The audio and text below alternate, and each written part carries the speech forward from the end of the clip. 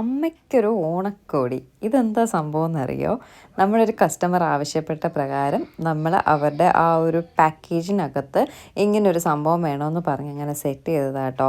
അപ്പോൾ നമുക്ക് കൂടുതലും വരുന്ന ഓർഡേഴ്സ് എല്ലാം അബ്രോഡിൽ നിന്നാണ്. അപ്പോൾ അവരുടെ അമ്മമാർക്കും ചേട്ടന്മാർക്കും ചേച്ചിമാർക്കും ഒക്കെ ഗിഫ്റ്റ് ചെയ്യാൻ വേണ്ടിയിട്ട് ഒരുപാട് പേര് വരും. അതിൽ ഒരു കസ്റ്റമർ ആദ്യമായിട്ട് നമുക്കിങ്ങനെ പറയുന്നത്, പക്ഷെ എൻ്റെ മനസ്സിൽ ഇങ്ങനെയൊക്കെ ഒരു പ്ലാൻ ഉണ്ടായിരുന്നു കേട്ടോ. ബർത്ത്ഡേ ഗിഫ്റ്റ് ഇതുപോലെ ഓണക്കോടി കൊടുക്കുമ്പോഴൊക്കെ നമുക്കിങ്ങനെ ചെയ്യണം, കസ്റ്റമൈസേഷനൊക്കെ ചെയ്യണം എന്നൊരു പ്ലാൻ ഉണ്ടായിരുന്നു. പക്ഷേ ആദ്യമായിട്ട് ഒരു കസ്റ്റമർ ഇങ്ങോട്ട് പറഞ്ഞപ്പോൾ അതനുസരിച്ച് നമ്മൾ ചെയ്തേ. അങ്ങനെ ഇത് നമ്മുടെ തൊട്ടടുത്തുള്ള ഒരു കമല എന്ന് പറഞ്ഞിട്ട് ഫ്ലെക്സും കാര്യങ്ങളൊക്കെ അടിക്കുന്നൊരു സ്ഥലം പേയാടുണ്ട് കേട്ടോ.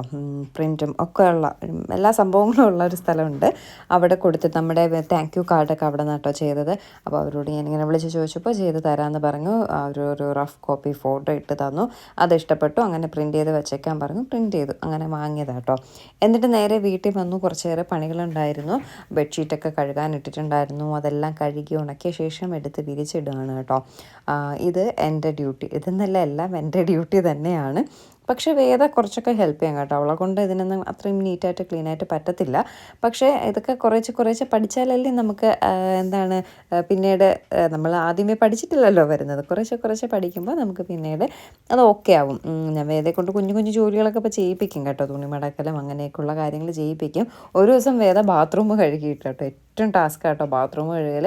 പിന്നെ എനിക്ക് തന്നെ പാവം തോന്നി. പിന്നീട് ഞാൻ പറഞ്ഞു, നീ കഴുകണ്ട, ഞാൻ തന്നെ കഴുകിക്കോളാം എന്ന് പറഞ്ഞിട്ട് പിന്നെ വേദയെ കൊണ്ട് ഞാൻ കഴുകിച്ചില്ല. എനിക്ക് തന്നെ എന്തോ ഞാൻ ചെയ്യുന്ന കാര്യം ഞാൻ തന്നെ ചെയ്തില്ലെങ്കിൽ എനിക്കെന്തോ ഒരു വൃത്തിയില്ലായ്മയൊക്കെ ഫീൽ ചെയ്യും കേട്ടോ. അങ്ങനെ ഞാൻ ബെഡ്ഷീറ്റെല്ലാം വിരിച്ച് കഴിഞ്ഞിട്ട് കയറി കിടന്ന ശേഷമാണ് ആലോചിച്ചത്, അയ്യോ ബെഡ്ഷീറ്റ് വിരിച്ചിട്ട് ഞാൻ വീഡിയോ എടുത്തില്ലല്ലോ എന്ന് പറഞ്ഞിട്ട് ബെഡ്ഷീറ്റ് വിരിച്ച ശേഷം വീഡിയോ എടുക്കുകയാണ്. കിടന്നതിൻ്റെ ചുളുക്കം കാര്യങ്ങളൊക്കെ ഉണ്ട് കേട്ടോ. ചുളുക്ക് നമ്മുടെ ട്രിവാൻഡ്രത്ത് പറയുന്നതാണ്, ചുളിവ് ഉണ്ട് കേട്ടോ. അത് കഴിഞ്ഞ സമയം 10 മണിയായി. വേദ ഇതുവരെ കയറി വന്നിട്ടില്ല. ഞാൻ വീഡിയോ അടിച്ച് ഇങ്ങനെന്നൊക്കെ പറഞ്ഞിട്ട് അകത്ത് മുകളിൽ കയറി വന്നു. വേദദേവ് ഇവിടെ വരച്ചും കുറിച്ചൊക്കെ നിൽക്കുകയാണ്. അപ്പോൾ അപ്രതീക്ഷിതമായി ഏട്ടൻ എൻ്റെ വീഡിയോയിൽ വന്നു. അത് അറിഞ്ഞിട്ട് ഏട്ടൻ ബാക്കിലോട്ട് പോവുക കേട്ടോ. അപ്പം ഞാൻ പറഞ്ഞു എനിക്ക് കാണാമെന്ന് പറഞ്ഞപ്പോൾ വീണ്ടും ബാക്കിലോട്ട് പോവുകയാണ് ആ മനുഷ്യൻ. എന്ത് സാധനം വന്നു നോക്കിയല്ലേ.